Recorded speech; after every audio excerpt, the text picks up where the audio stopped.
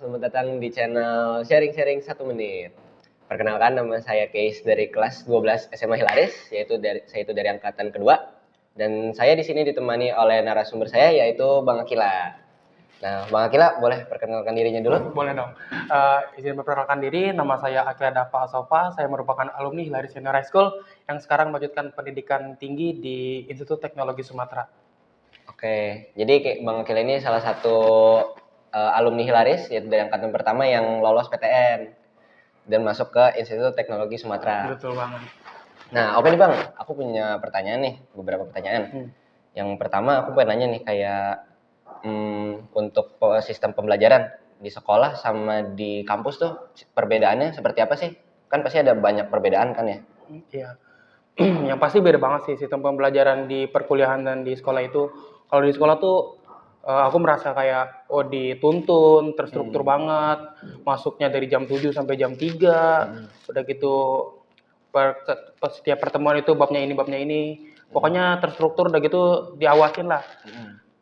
Sedangkan kalau di kuliah itu kita lebih kayak belajar mandiri gitu, udah gitu kita juga lebih ditekankan untuk lebih bisa mengatur waktunya. Karena kan meskipun jam perkuliahan itu misalkan mulai dari jam 9 terus selesai jam 11, ntar ada waktunya kosong udah nggak ada perkuliahan lagi. Punya beberapa pertanyaan nih.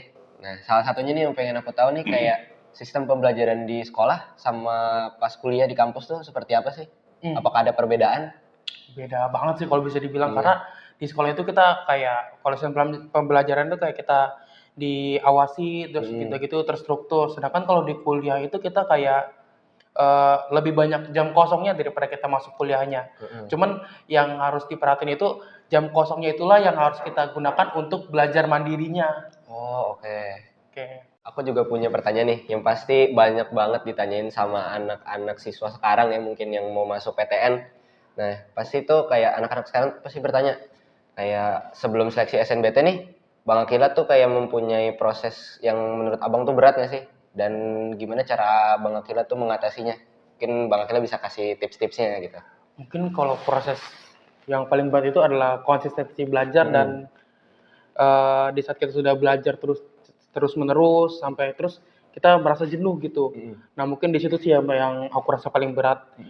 Kalau dari aku untuk mengatasinya itu aku mencari kayak teman-teman yang semangat berjuangannya itu sama. Jadi kita tahu kalau kita tuh sebenarnya nggak sendiri, kita tuh ramean. Jadi kita bener-bener belajar barengan, survive-nya barengan, dan insya Allah kalau kayak gitu masuk PTN-nya barengan. Sebagai alumni nih, Abang sebagai alumni Hilaris, SMA Hilaris nih, Abang punya nggak sih saran-saran untuk adik-adik kelas kita, mungkin yang mau masuk SNBT, terutama saya yang mau lulus gitu. Pesan-pesan apa aja sih yang Abang mau kasih kepada kita?